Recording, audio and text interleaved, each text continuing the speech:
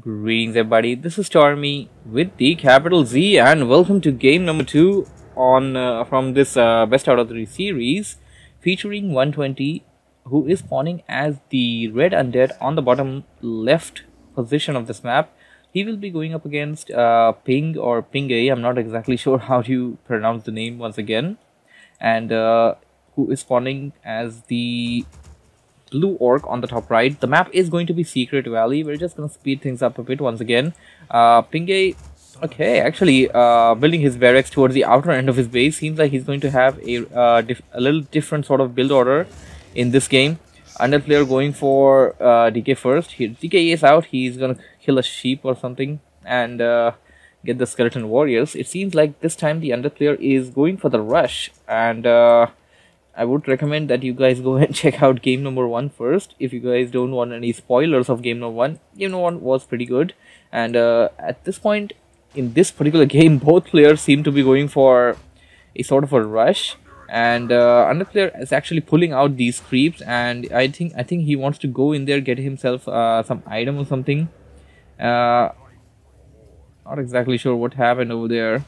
He did disrupt the creeps, but he didn't do anything with the camp over there. Orc player actually picked up a circlet of nobility early on in the game from the shop, that is. He went for this camp over here, and oh my, his grunt is down to very low hit points. The other player may just be able to death coil it down to death, and he's gonna death coil the creep, and he's gonna, oh, nicely done. Orc player actually denied the under player the experience by killing his own grunt, and I was about to say that the under player was about to death coil it, but no, he death coiled the creep, gained the experience for that, and he went for the attack, plain simple attack to kill off the grunt, but that didn't actually work, as we have seen. Here comes the orc blade master once again. Under player trying to creep out this camp. Orc player is very dangerously close. He's gonna try and attack the blade master. He's going to try and attack the Death Knight, I mean, and Death Knight is backing out, and all of the creeps are now focusing on the orc player at this point, and the skeleton warriors of the under player have been taken out.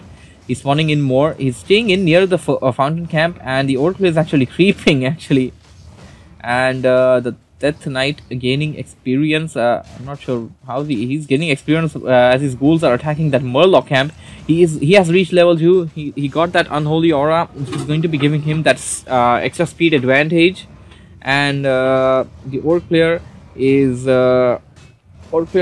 actually has more number of units as compared to the under player, but he's not actually trying to take out all of these creeps like you would try to focus them down one by one, because the under player is very nearby, and a death coil is imminent. A death coil is definitely imminent on this point of the this situation, that is. A death coil can come out any point of time from the Death Knight, and orc player is rather playing really carefully. Another player is just roaming around in there. I don't know what's he up to. The fiend is being attacked by the grunt, and the fiends are just, he's gonna do some micro gameplay with the fiends. The fountain of healing is also coming into play over here, as we can see, giving both of the players extra regen. Because of the regen, the situation is kind of changed as to it normally would be. And now the dragon attacking the under player's fiends. The fiends taking a lot of damage over there. Not exactly sure how this battle is going to come out to be. What's going to be the result of this? But it's going pretty well actually. It's pretty intense so far, and both players are doing pretty well. Even the creeps are doing pretty well. Creeps are doing their job, attacking the units one by one. And only now it kind of seemed like the players were going outside that creep camp, but no, they're coming in once again. They're staying near that fountain camp, and because of fountain they're getting the extra regen. Orc players should actually try and focus down the crypt fiends, because they are down to really low hit points. Here comes the lich. Lich is going to nova down the grunt. The nuking ability of the under player is going to come into play now, and there goes a hex. He's gonna try and take out that hexed fiend. He did. and now the Blade Master running after that under player army, and under player is running for dear life. He's gonna try and block that fiend and try to kill it, and no, that's not gonna happen. Under player only just used Death Coil. He doesn't have okay, he just had it actually. Death Coil's cooldown is pretty fast, as you can see. I was about to say that Orc player may be feeling a little safe, as he only just saw a Death Coil go out, and there's some nice little micro being done by the under player. Because of the extra speed that he has with the Unholy Aura, he can actually do these kind of maneuvers. And there goes the Nova, and I'm pretty sure a Death Coil is also imminent. And here comes the Orc player. Orc player is going to try and focus down that fiend. It is under Hex, and it will be picked off. While the under player is actually trying to focus down the Grunt. He's not going to try and save his fiend. Under player is getting their standard obsidian statues and stuff. While we see the Orc player's base, we see a Beastery, and we don't see a Voodoo.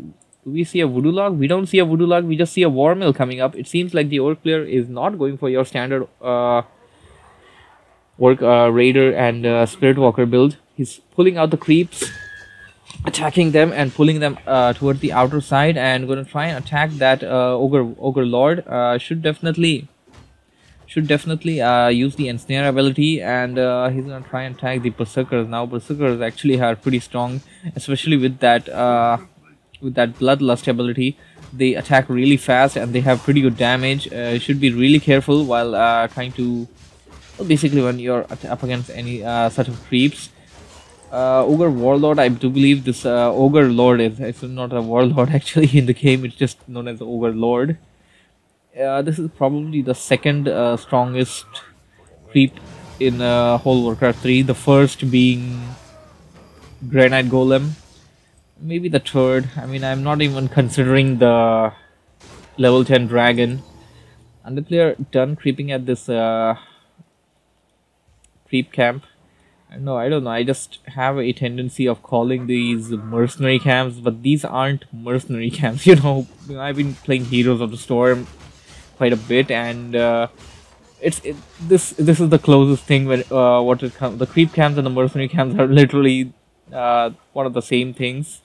You can attack them, and the only difference is in the Heroes of the Storm, they actually follow you. And the Dust of Appearance coming into play. Orc player nearly lost his Blade Master, and he's going to live and survive to he's gonna survive. And Orc player actually getting a tri-hero combination. He's getting himself some Kodo Bees, he's getting himself the TC.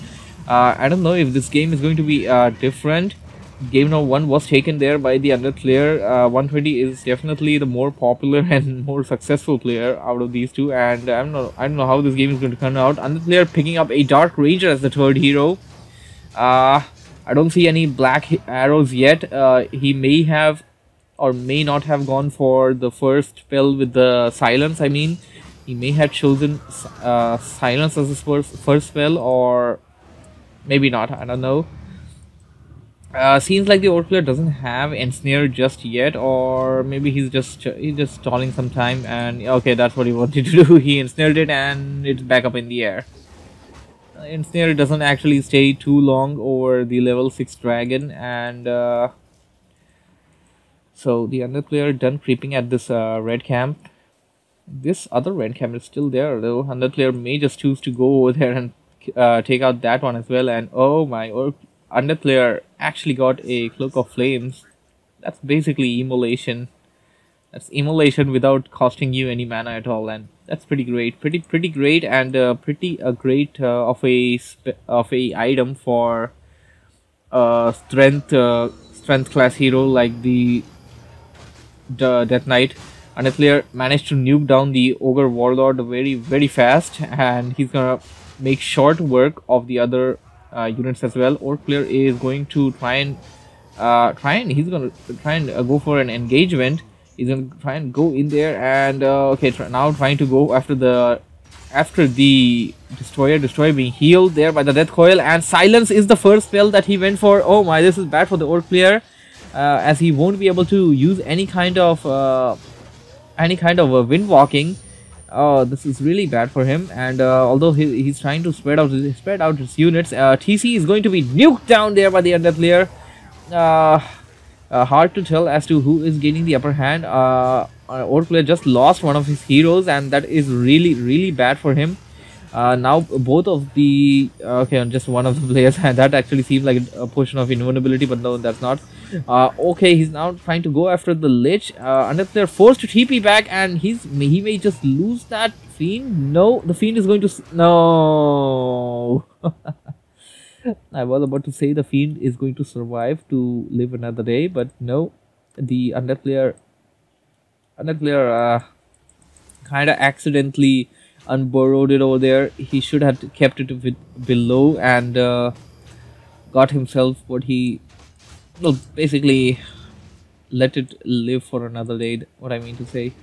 So now sending out his shadow hunter to this camp where they were basically there for, I don't know, like 20% of the game they were here, and going to pick off these creeps, take them all down. And Shadowhunter has reached level 3. The Blade Master is also at level 3. The TC, I do believe he's only level 1. Yes, he definitely wants to level up the TC as well. Keeping the DK a little apart because he wants more experience for the Lich and the Dark Ranger. Dark Ranger nearing level 3, and I believe the Dark Arrow level 2 would be the better spell for her to go for. That's probably what she's going to go for. Banshee's coming into play, and the curse ability of the Banshees may just be key in this battle over here.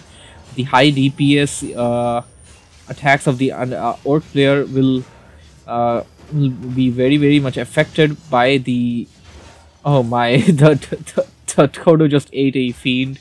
It literally ate a fiend, and he's gonna try and do that again. Undead player should be really careful. Both players are below 50 food at this point, and TC is being focused down. A rather late healing wave over there by the Orc player. Orc player actually has a Lionheart of Stormwind. Probably may choose to sell it off, or maybe keep it for that extra 1 extra plus defense.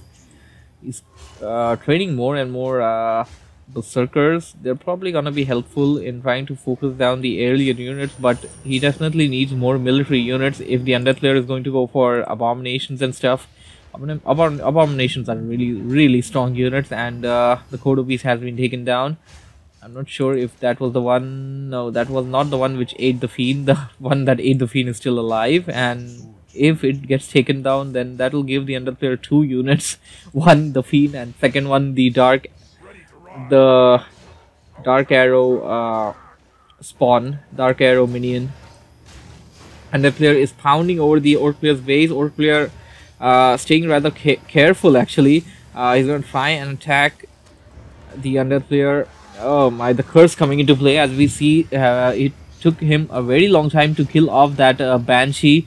Normally it would not take all that much time. The TC is going to be focused down again, and that was a actually wrong click. The Orc player used the healing wave over another unit. He should have first targeted the TC, but no, he targeted the Blade Master or something else, I believe. And he's pulling in a few workers over there. The workers are gonna soak up some buffs, some stuff. Basically they're maybe just gonna do some blocking because spirit linking is not here because spirit linking is not here. I mean, that's it. The pulling in the workers is not going to be that much effective as it is while the spirit walkers are out, and only now he's training spirit walkers. The TC is back. The TC is back once again. This was probably the TC's second death, and undead player is pounding all over the Orc player's buildings. And here comes the spirit link. Undead player, or Orc player rather, is going to try and go a little into the battle, trying to focus down the undead player's unit, but the undead player is doing really well so far. There comes a nice little storm. TC reaching level 2. Orc player is going to try and focus on the fiends. And there comes a coil and burrowing it down. And oh, this is really bad for the... And he left the game. So this series goes to 120. Probably gonna find a way to not spoil the results for who's watching game number 1 or game number 2. So 120 has won this series, and I'm probably just gonna make a video just like that and upload it and be like, okay, this was just a placeholder so that you guys are not spoiled by the result. Hope you guys enjoyed it. Thank you for watching. Thank you for listening. That's it. That's all. Z out. Bye bye.